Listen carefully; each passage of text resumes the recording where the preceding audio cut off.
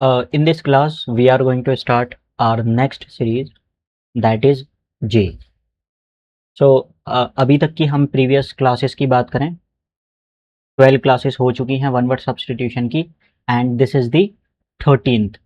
ठीक है, this is the 13th one. So the first word is jester. Jester क्या होता है? देखिए, जेस्टर को समझने से पहले ना मैं आपको एक चीज़ बताता हूँ. And there is a verb which is jest. ये हम वैसे भी करेंगे, मतलब हमारे एग्जाम में आएगा जब हम वर्ब करेंगे ना, उस टाइम पर एक वर्ब होती है जेस्ट. ठीक है, jest is a verb and it means किसी इंसान को क्या करना, किसी इंसान को मतलब किसी इंसान को कहें या फिर जोक पास करना. जेस्ट का मतलब होता है जोक, या फिर प्लेफुल मैनर में ना, हंसी मजाक में कुछ ना कुछ कमेंट करना, जो कि जोकर लोग करते हैं. सो यहाँ पे हम कह सकते हैं प्लेफुल प्लेफुल रिमार्क. जोक और प्लेफुल रिमार्क. अब प्लेफुल रिमार्क है, डेट मीन्स कि सामने वाले पर्सन को बुरा नहीं लगेगा. यहीं से मिलकर ये बना है. ये क्या होती है सर? ये होती है वर्ब, एंड इसी का ही जो नाउन फॉर्म है डेट इज जेस्टर. ये जो है ना, ये क्या है सर? ये है नाउन फॉर्म. तो यहाँ से क्या हो जाएगा? कुछ आइडिया आप लगा पा रहे हैं? देखिए, अगर जेस्ट का मतलब जोक करना होता है, प्लेफुल मैनर में किसी इंसान को रिमार्क करना होता है, रिमार्क का मतलब कमेंट करना, जोक ओवरऑल आप जेस्ट से जोक समझो, जेस्ट मतलब जोक करना. ठीक है, तो यहाँ पे आप समझ सकते हैं कि इसको मैं जोकर कह सकता हूँ. हाँ बिल्कुल, ऐसे ही होता है, क्योंकि देखिए फॉर्म अलग अलग चेंज होती है, मीनिंग सबका सेम होता है. तो यहाँ पर एग्जाम्पल है नीचे, the king's jester entertain the court with jokes. यानी कि जो राजा किंग के जेस्टर थे, उन्होंने एंटरटेन किया किस चीज़ को? Court with jokes. तो ये ना काफ़ी प्यारा वर्ड है. काफ़ी प्यारा वर्ड कैसे है? ये प्यारा वर्ड ऐसे है कि जो पुरानी राजा महाराजा होते थे, उनके कोर्ट में एक पर्सन होता था, जिसका काम क्या होता था? जिसका काम था कि सारी जो महफिल है, जो राजा हैं और उनके जितनी भी प्रजा, जितने भी लोग हैं, उनको हंसाना, है ना?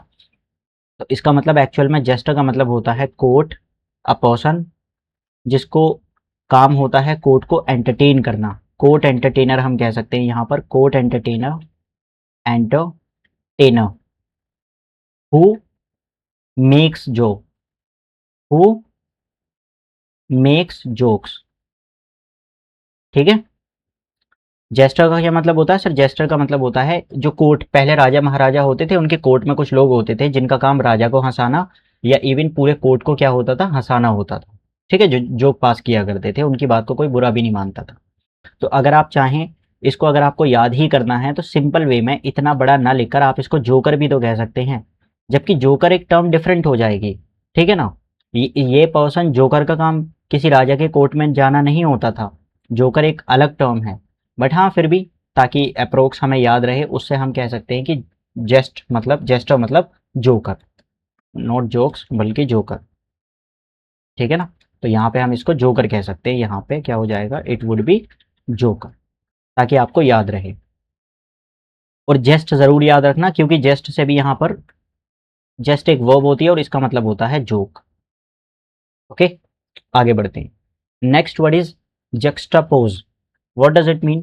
Juxtapose means it's a verb and it means to compare two things or two people. ठीक है, यहाँ पर हमें लिखना चाहिए to compare two things or two people.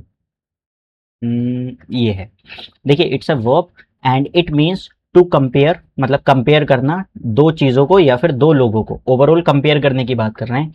तो इतना बड़ा हम ना लिखकर सिंपल हम कह सकते हैं इट मीन्स होता है कंपेयर करना. और कंपेयर, मुझे लगता है इसकी हिंदी मुझे समझाने की किसी को ज़रूरत नहीं है. So the documentary juxtaposes the the lives of the rich and the poor. देखिए, जो डॉक्यूमेंट्री थी, देयर वाज अ डॉक्यूमेंट्री जिसने कंपेयर किया. जिसने कंपेयर किया किस किस में? अमीर की ज़िंदगी के बारे में, और यहाँ पर हो जाएगा मतलब गरीब की ज़िंदगी और अमीर की ज़िंदगी के बारे में. दोनों के बीच में उस जो डॉक्यूमेंट्री थी उसने कंपेयर की. ठीक है, नापतोल, आई थिंक नापतोल हो, नहीं नापतोल तो नहीं, अ, खैर जो भी है, कंपेयर आप समझते होंगे हिंदी क्या होती है. I don't have any idea, मतलब याद नहीं आ रहा, अभी जहन में नहीं आ रहा. लेकिन इस कंपेयर को जैसे ही मैं ये बोल रहा हूँ, इसके साथ साथ आपको याद आना चाहिए जब हम सी वाले वर्ड्स पढ़ रहे थे, तब भी मैंने आप लोगों को बताया था। और वो क्या था सर, वो दो कंपेयर होते हैं, एक तो यही कंपेयर, COMPARE कंपेयर, एक और कंपेयर हम लोगों ने बात की थी COMPERE। इसका मतलब कोई जानता है ये कौन था? भाई इस कंपेयर का मतलब तो नाप क्या होता है, ये तुलना करना, हिंदी आ गई याद, तुलना करना है ना। कंपेयर का मतलब होता है तुलना करना। आप दो चीज़ों में क्या करते हैं, तुलना करते हैं। इस वाले कंपेयर का किसी को याद है, ये जो हमने कराया था जब आप छोटे छोटे बच्चे हुआ करते थे, सी वाले वर्ड्स हम लोग कर रहे थे, उस वक्त मैंने इस कंपेयर का मीनिंग कराया था आपको कि दो कंपेयर होते हैं। ये कौन था सर? इसकी डेफिनेशन तो मैं नहीं लिख पाऊंगा, ये वही पर्सन था ना, अ person who host or conduct a programme, है ना, जिसको हम होस्ट भी कहते हैं किसी प्रोग्राम को। आपने देखा होगा कोई भी कोई प्रोग्राम होता है स्कूल में, कॉलेज में, किसी ऑर्गेनाइजेशन में, तो एक पर्सन होता है ना जो बार बार सबके नेम को कॉल आउट करता है, तो इसको हम होस्ट कहते हैं। This person is known as host simple language में।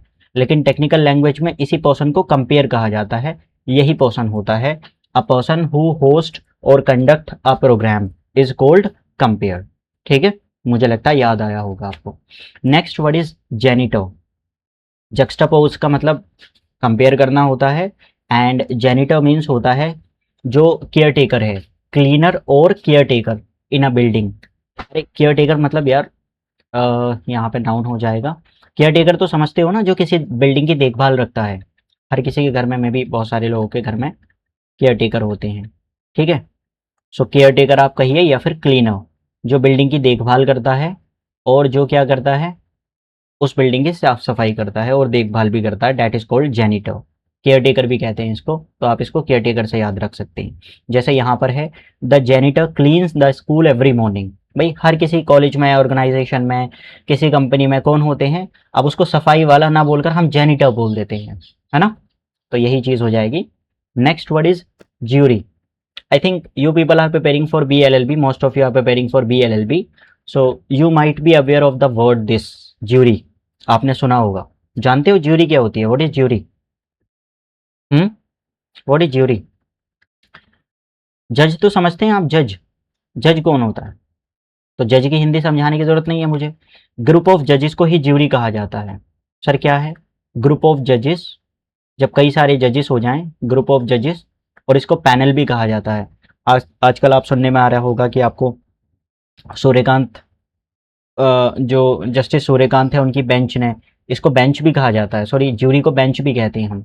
ठीक है, जब एक से ज़्यादा जजेस हो जाएं, दो या दो से ज़्यादा जजेस हो जाएं किसी में, तो उसको हम लोग बेंच कहते हैं, जजेस की। ठीक है, सो ग्रुप ऑफ जजेस is called jury. Group of जजेस इज कॉल्ड ज्यूरी। अच्छा एक चीज़ और है, देखिए जनाब, जो जज होता है उसके फैसले को हम क्या कहते हैं? अगर किसी एक इंसान, कोई एक पर्सन जज है, तो उसके फैसले को क्या कहा जाता है? किसी को पता है? हम्म, जानते हो आप लोग? कोर्ट का ऑर्डर आया है या कोर्ट का फैसला आया है, आपने सुना है या नहीं? ओके, देखिए, अगर कोई एक जज है तो उसके फैसले को डिसीजन भी कहा जाता है, डिक्री, वैसे बहुत सारी फॉर्म्स होती हैं। जब आप बीएलएलबी में एंटर कर जाएंगे उस वक्त आपको फर्स्ट ईयर में ही लीगल लैंग्वेज का पेपर पढ़ना पड़ता है, जहाँ पर ऑर्डर क्या होती है, डिक्री क्या होती है, जजमेंट क्या होती है, ये चीज़ें आपको सुनने के लिए मिलेंगी, है ना। तो एक जो जज है उसके ऑर्डर को हम कहते हैं जजमेंट, जब सिंगल जज का होता है।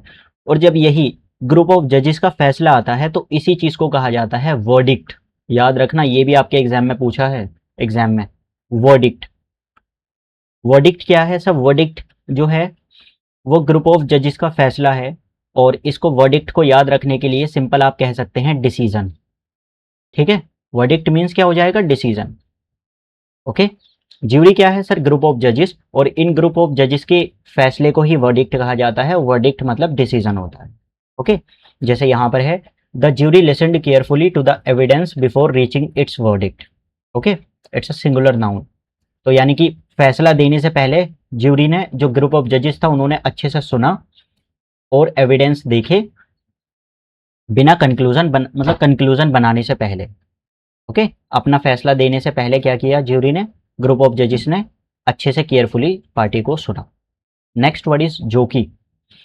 जोकी से काफ़ी फैसिनेशन है। जोकी से फैसिनेशन इसलिए है कि जोकी is a noun and it means इसका मतलब होता है, यहाँ पे मैं लिखता हूँ, अरे यार ये so jockey is a noun and he is a professional hockey, he is a professional horse rider, not hockey rider. ये क्या होता है सर? ये होता है हॉर्स राइडर। हॉर्स राइडर, आपने घोड़ों की रेसेस देखी होंगी, ठीक है? जो घोड़ों की रेस होती है उसमें एक पर्सन होता है ना, एक उसके ऊपर पर्सन भी तो बैठा होता है। वो जो प्रोफेशनल पर्सन है, उस पर्सन को ही जोकी कहा जाता है, जो कि हॉर्स राइडर है। ठीक, प्रोफेशनल हॉर्स राइडर मुझे कहना चाहिए। आपको कुछ याद आ रहा है? मैंने घोड़ों से रिलेटेड कोई चीज़ कराई थी आप लोगों को, याद है? हुँ? इक्वाइन याद है आप लोगों को? Related to horse, equine. Equine से ही मैंने एक और बताया था आप लोगों को, इक्वेस्ट्रियन। इक्वेस्ट्रियन क्या होता है? रिलेटेड टू हॉर्स, जो कि इस बार 2026 एएमयू बीएलएलबी एग्जाम में भी पूछा था। इक्वेस्ट्रियन, अगर नहीं याद है तो याद कर लो। इक्वेस्ट्रियन क्या था? ये भी रिलेटेड टू हॉर्स था, है ना? काफ़ी ब्रॉडर टर्म थी, किसके लिए? घोड़ों के लिए। सो ब्रॉडर टर्म। और ये क्या है सर? ये हो जाएगा रिलेटेड या रिलेटिंग टू हॉर्स। इक्वाइन भी किस चीज़ से रिलेटेड होता है? Relating to horse. अच्छा, फिलाइन, आपको याद है फिलाइन मैंने क्या कराया था? फिलाइन किसी को याद है? फिलाइन किससे रिलेटेड होता है? रिलेटिंग टू, पूरा करना है तो। नेक्स्ट वर्ड इज जागन। Okay, so what does it mean? जागन मीन्स, यहाँ पे आते हैं हम एग्जाम्पल के थ्रू इसको समझते हैं। The doctor, the doctor explain the diagnosis without using complicated medical जागन।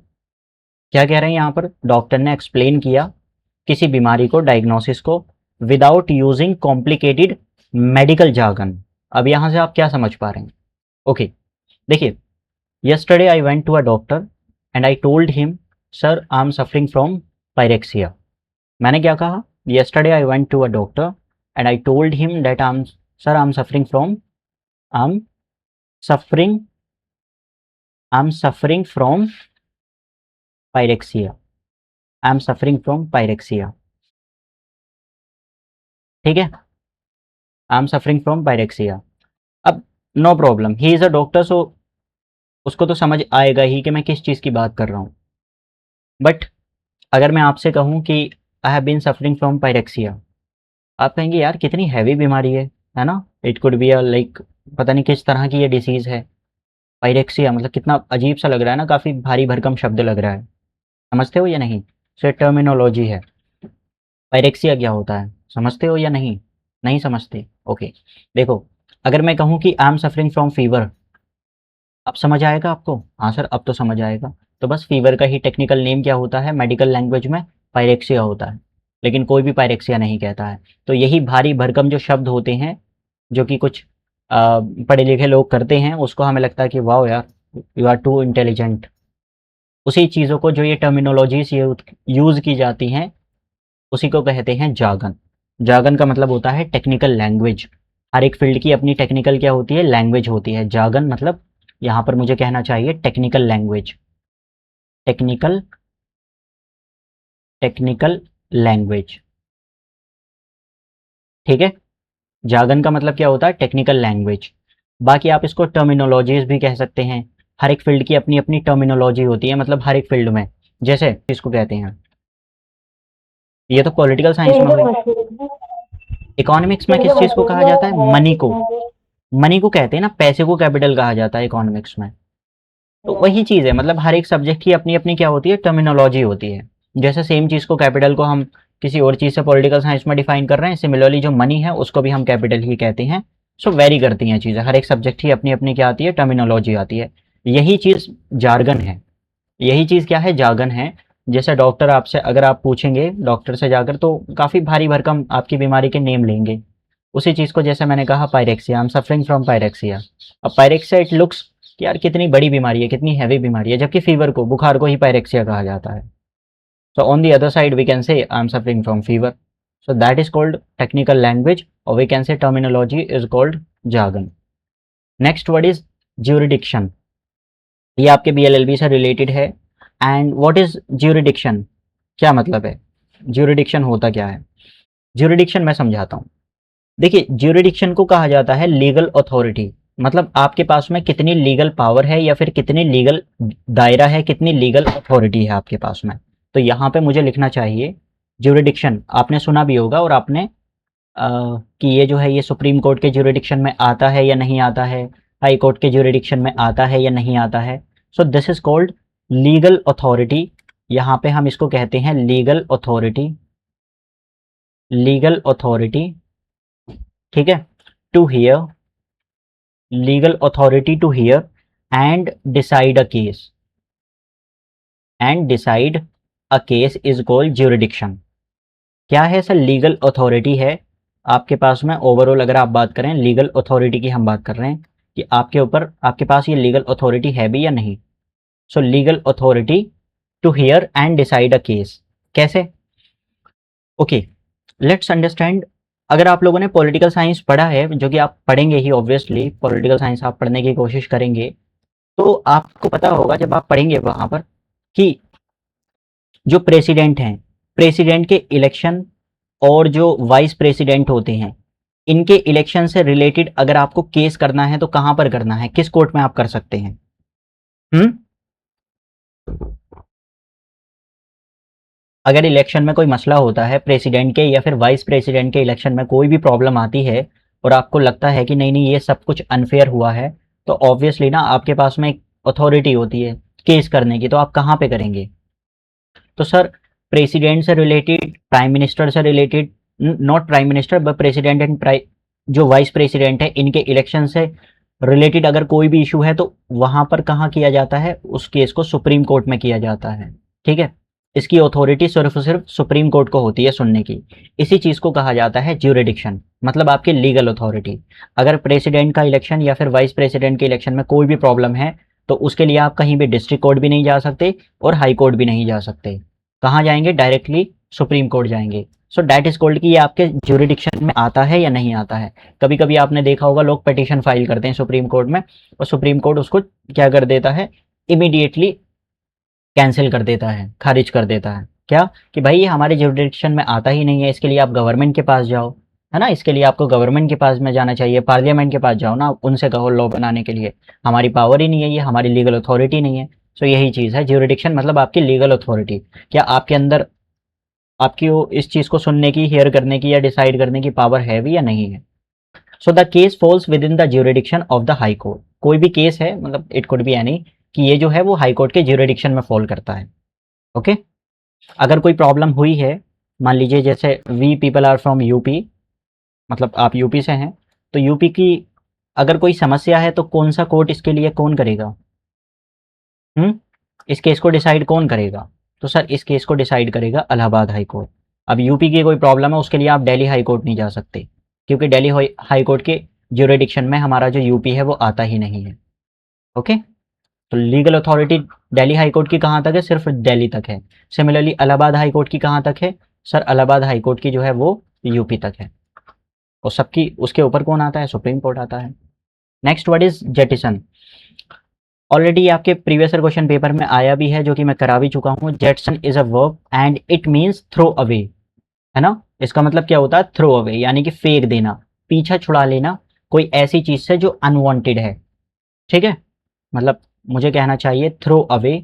थ्रो अवे का मतलब होता है फेंक देना, थ्रो अवे, और अबेंडन, त्याग देना। थ्रो अवे और अबेंडन। अबेंडन का मतलब होता है टू लीव समबडी और समथिंग, किसी चीज को या फिर किसी इंसान को त्याग देना। ओके। अच्छा, इसका जेट से थ्रो एक सिनोनिम भी बनता है, दैट इज डिस्कार्ड। डिस्कार्ड का भी मतलब यही होता है कि कोई अनवांटेड चीज है जिससे आप पीछा छुड़ाना चाहते हैं। डिस्कार्ड, डिस्कार्ड ये भी आपका सिनोनिम बन जाएगा। कोई भी ऐसी चीज अनवांटेड जिससे आप पीछा चाहते हैं, अनवांटेड, ठीक है। सो थ्रो अवे यानी कि फेंक देना। थ्रो अवे का मतलब क्या हो जाएगा सर? फेंक देना और त्याग देना। जैसे ये है द एयरक्राफ्ट। एयरक्राफ्ट से याद आया मुझे, एयरक्राफ्ट जहां पर खड़ा किया जाता है उसको क्या कहते हैं? A place where aircraft are kept. जरा बताना क्या कहते हैं उसको? हम कल ही कराया था यार। क्या होता है? A place where aircraft are kept. ऐसे ही चीजों को ना रिलेट कर लिया करो ताकि आपको याद रहे ज्यादा। हम्म तो a place where aircraft are kept कल ही हमने किया था सर, हैंगर होता है, ठीक है। HANGAR, अच्छा, एक और हैंगर होता है, आपको याद हो तो, HANGER। ये हैंगर कौन सा है? ये हैंगर वो है जिसमें हम लोग कपड़े टांगते हैं।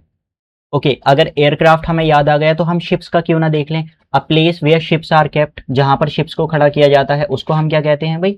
ये भी हमने कल किया था, जरा इसका भी बता दीजिए, लिख दीजिए आप लोग क्या सर है। Fleet. A place where ships are kept, अरे यार हार्बर था ना, BOUR। फ्लीट बेटा पता है क्या जानते हो, फ्लीट किसको कहा जाता है? ग्रुप ऑफ शिप्स को कहा जाता है फ्लीट, एंड ये हो जाएगा हार्बर। ठीक है ना? तो यहां से हमने दोनों चीजें कर ली। ये हार्बर किसको कहते हैं? A place where ships are kept. और हैंगर किसको कहा जाता है? A place where aircraft are kept. तो यही है the aircraft jettisoned, because it's a verb, तो इसलिए सेकंड फॉर्म यूज की है, यानी कि एयरक्राफ्ट को त्याग दिया। Sorry, the aircraft jettisoned fuel. Aircraft ने जो है ना वो त्याग दिया किस चीज को? फ्यूल को। Before making an emergency landing, emergency landing करने से पहले एयरक्राफ्ट ने फ्यूल को क्या कर दिया? त्याग दिया, ताकि वो थोड़ा सा लाइट हो जाए, हल्का हो जाए, और अगर कहीं क्रैश भी होता है तो बहुत ज़्यादा आग ना लगे। Okay, next word is joint. What does it mean? Joint का मतलब क्या होता है? आपको याद है मैंने एक वर्ड कराया था, अगर आप लोगों को याद हो तो, एक्सकर्सन। जरा इसका मीनिंग याद करने की कोशिश करो, एक्सकर्सन क्या था? जब ई वाले हम लोग वर्ड्स कर रहे थे, so there was a word excursion. What does it mean? Excursion क्या था? आपको याद है किसी शॉर्ट जर्नी की हम बात कर रहे थे, अ शॉर्ट ट्रिप और journey. A short trip, a short trip और जर्नी, है ना? बस इसी चीज को हम जॉन्ट कहते हैं, और ये इसका एक्सकर्सन सिनोनिम बनता है। तो जहां पर आप लोगों ने एक्सकर्सन किया था वहीं पर आप जॉन्ट लिख लेना, JAUNT। अ शॉर्ट ट्रिप और journey is called excursion. So the family took a weekend joint, यानी कि फैमिली ने जो है एक प्लान किया किस चीज का? एक शॉर्ट जर्नी का, to to the nearby hill station, आसपास के कहीं भी हिल स्टेशन पर। ओके, मुझे लगता है समझ में आया होगा यहाँ पे ये। तो हम क्या बात कर रहे थे? एक्सकर्सन की और जॉन्ट की हम बात कर रहे थे। जितने भी जे वाले वर्ड्स हैं, आपको ये जानकर खुशी होगी कि जे वाले वर्ड्स भी हमारे कंप्लीट हो गए हैं। तो फिर अब क्या है? अब हम आते हैं के वाले वर्ड्स पर। Okay, this is very important, kleptomania. Kleptomania what does it mean? नीचे देखो आप एग्जाम्पल में, kleptomania involves repeated urges to steal despite having little need for the stolen items. क्या कह रहे हैं? फिर पढ़ते हैं। Kleptomania involves repeated urges to steal despite having little need for the stolen items. Mania, kleptomania involve करता है, यानी कि एक तरह से इंसान को आदत होती है, रिपीटेड, रिपीटेड अर्ज होती है, बार बार अर्ज होती है चुराने की। डिस्पाइट क्या? Having little need for the stolen items, मतलब ये है कि आपको उस आइटम की जरूरत ना हो, बिल्कुल ना की बराबर आपको जरूरत है, फिर भी आपको उसको चोरी करने की मन कर रहा है ना? कभी कभी होता है ना, बहुत सारे लोग हैं कि आपको किसी चीज की जरूरत भी नहीं है फिर भी आपको चुराने का मन करता है उसको। So it's a we can say medical condition. Kleptomania, भाई चोर तो चोर होता ही है, थीफ कौन है सर? थीफ तो चोर ही होता है। लेकिन ये क्या है सर? ये एक मेडिकल कंडीशन होती है, इम्पल्स होती है, जिसमें इंसान को, मुझे कहना चाहिए, अनकंट्रोलेबल अर्ज, मुझे यहाँ पे लिखना चाहिए। देखिए, we are talking about kleptomania, it's a very important word. Kleptomania means uncontrollable, uncontrollable, यानी कि जिसको कंट्रोल नहीं किया जा सकता। अनकंट्रोलेबल अर्ज, आपको क्या है? अर्ज हो रही है टू स्टील, स्टील का मतलब चोरी करना, है ना? Uncontrollable urge to steal. Kleptomania what does it mean? Uncontrollable urge to steal. भाई मैनिया क्या है? मैनिया दिखाता है मैडनेस को, पागलपन को, है ना? आप किसी चीज से ग्रसित हैं, सो मैनिया मीन्स होता है मैडनेस, पागलपन। और क्लेप्टो का मतलब क्या होता है? क्लेप्टो का मतलब होता है स्टील, चोरी करना। ठीक है? So uncontrollable urge to steal is called kleptomania, कि आपको किसी चीज की जरूरत नहीं है लेकिन फिर भी आपको उसको चोरी करने का मन कर रहा है, तो मुझे कहना चाहिए चोरी करने की लत। किसी इंसान को क्या होती है? चोरी करने की लत लग जाती है। अब ये थोड़ा सा मेडिकल कंडीशन है, it's a medical condition. Okay, चलिए आगे बढ़ते हैं। Next word is kangaroo court. ये भी 2026 की बात है, 2026 की ही बात है, या 2025 की बात है। आपके एग्जाम में आपको देखने के लिए मिल जाएगा kangaroo court. What does it mean? Kangaroo court का मतलब क्या होता है? It's an official court, unofficial, sorry, जो एमयू ने दिया था इसका meaning that was unofficial court. Synonym में पूछा था कि कंगारू कोर्ट का मतलब क्या होता है। सो कंगारू कोर्ट का मतलब होता है अनऑफिशियल कोर्ट, अनऑफिशियल कोर्ट। अब हम क्या समझे अनऑफिशियल कोर्ट से? तो हमें समझ में भी नहीं आया कि क्या होता है। देखिए, अनऑफिशियल कोर्ट वी कैन से जहां पर अनफेयर, अनफेयर और इलेजिटिमेट, इलेजिटिमेट का मतलब होता है इलीगल, जो कि लीगल नहीं है, इलेजिटिमेट, इलेजिटिमेट। जहां पर क्या होता है अनफेयर और इलेजिटिमेट प्रोसीडिंग्स होती हैं, प्रोसीडिंग्स, ठीक है, प्रोसीडिंग्स, प्रोसीडिंग्स मतलब कार्यवाही जो होती है, कोर्ट की कार्यवाही को प्रोसीडिंग्स कहा जाता है। यूजुअली ये जो टर्म है कंगारू कोर्ट, ये क्रिटिसाइज करने के लिए यूज किया जाता है एक निगेटिव वे में। कैसे यूज करते हैं? यूजुअली क्रिटिसाइज करने के लिए किया जाता है कि यार ये जो है, ये जो जज है, मतलब ये जो कोर्ट है वो कंगारू कोर्ट बन चुका है। कंगारू कोर्ट का मतलब ये है कि बाइज्ड हो चुका है एक ही इंसान के फेवर में। मतलब अब जो है ना वो केस करने का कोई फायदा ही नहीं है, बिकॉज जो जज साहब हैं वो तो कौन है, जो हमारी अगेंस्ट पार्टी है उसके रिलेशनशिप में ही, उसके रिलेशन में ही है। सो ऑब्वियसली क्या होना है कि फैसला हमारे अंडर में तो आएगा नहीं, फैसला कहाँ जाएगा? फैसला वहीं आएगा। तो यही है, अनफेयर और इलेजिटिमेट प्रोसीडिंग्स को क्रिटिसाइज करने के लिए ही हम एक टर्म यूज करते हैं विच इज कंगारू कोर्ट, मतलब एक तरह से a kind of unofficial court. ठीक है ना? तो आप ये याद रखना, अनफेयर और इलेजिटिमेट प्रोसीडिंग्स जहां पर होती हैं उसी चीज को हम कह देते हैं कि अब ये कोर्ट ऑफिशियल नहीं, अब ये अनऑफिशियल बन चुका है। नीचे एग्जाम्पल है, ही डिस्क्राइब्ड, किसी पर्सन ने डिस्क्राइब किया किस चीज को? प्रोसीडिंग्स को, वही जो कामकाज होता है कोर्ट में, जितने भी कामकाज होता है उसको प्रोसीडिंग्स कहते हैं, कार्यवाही को। ठीक है, so he describe the proceedings as a kangaroo court because the verdict, verdict अभी हमने कहा कि फैसला, जजिस के फैसले को हम क्या कहते हैं? वर्डिक्ट कहते हैं। Because the verdict had already been decided. आप समझ पा रहे हो? किसी पर्सन ने डिस्क्राइब किया प्रोसीडिंग को कंगारू कोर्ट, अनऑफिशियल या फिर अनफेयर कह सकते हैं आप। क्यों? बिकॉज द वर्डिक्ट यानी कि जो फैसला था वो पहले से ही प्रिपेयर हो चुका था, पहले से ही डिसाइड हो चुका था कि ये जो फैसला है वो किसके फेवर में जाएगा। तो बाकी जो भी है वो तो सब दिखावा है, जितना भी प्रोसेस चल रहा है, that is actually called kangaroo court, unofficial court. ठीक है ना? समझ पा रहे हो? सो that is actually called unofficial court. तो वर्डिक्ट हमने क्या कहा? वर्डिक्ट होता है ग्रुप ऑफ जजेस के फैसले को वर्डिक्ट कहते हैं, जो कि आपके एग्जाम में बार बार देखने के लिए मिलता है। यहाँ पर यह है वर्डिक्ट। आगे बढ़ते हैं। Next word is canal.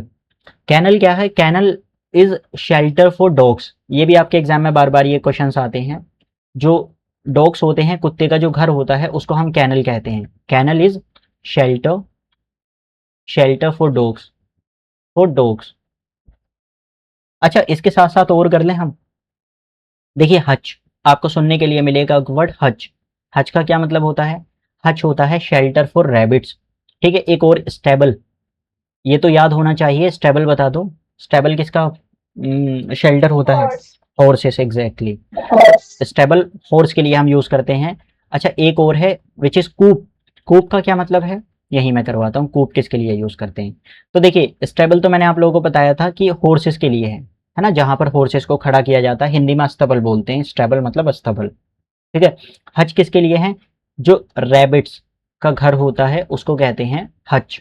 ऐसे ही कूप, जो चिकन है ना, चिकन यानी कि जो मुर्गियां हैं उनका जो घर है उसको हम कहते हैं कूप। और डॉग्स के घर को क्या कहा जाता है? डॉग्स के घर को कैनल कहा जाता है। तो यहाँ पर नीचे एग्जाम्पल है, the dog sleeps in its kennel at night, यानी कि रात में कहाँ पर सोता है? अपने कैनल में, अपने घर में।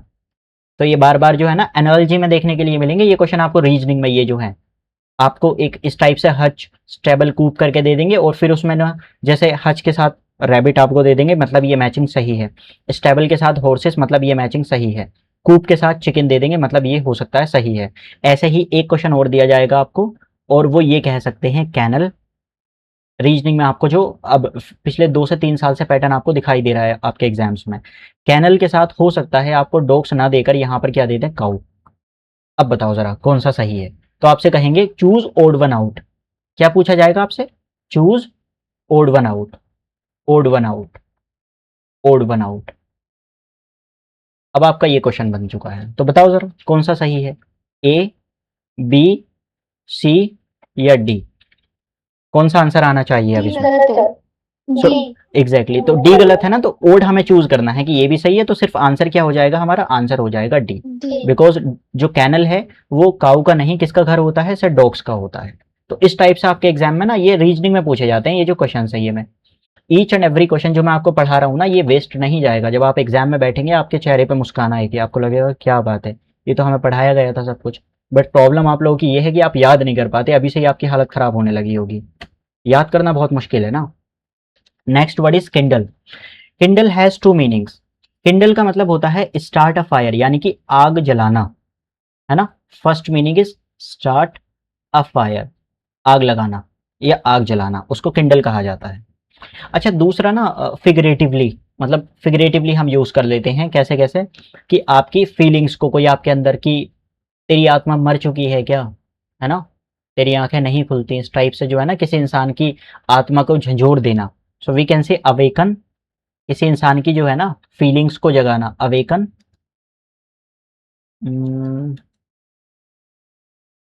अवेकन अ फीलिंग, है ना, कि आपकी आत्मा मर चुकी है क्या, दूसरा मतलब इसका ये हो जाएगा। अच्छा ठीक है, आपको याद क्या रखना है? आपको दोनों ही वैसे तो याद रखने हैं। पहला हमने कहा कैंडल का मतलब होता है आग शुरू करना, आग जलाना, स्टार्ट अ फायर। यहाँ से मैं एक वर्ड और कराता हूँ आपको जो कि इसका एंटोनिम होना चाहिए। अगर आप जला रहे हैं आग को, तो ऑब्वियसली ना आग को बुझाएंगे भी। तो आग को बुझाने के लिए क्या यूज किया जाता है, किसी को पता है? आग को बुझाने के लिए कौन सी टर्म का हम यूज करते हैं, कौन सा वर्ड होता है हमारे पास में इंग्लिश में? That is quench. Quench, quench का मतलब होता है जनाब आग बुझाना। सो यहाँ पे हम लिख सकते हैं stop a fire, stop a fire. ठीक है। क्वेंच का मतलब प्यास बुझाना भी होता है, थर्स्ट माई क्वेंच। क्वेंच का मतलब जो है स्टॉप अ फायर।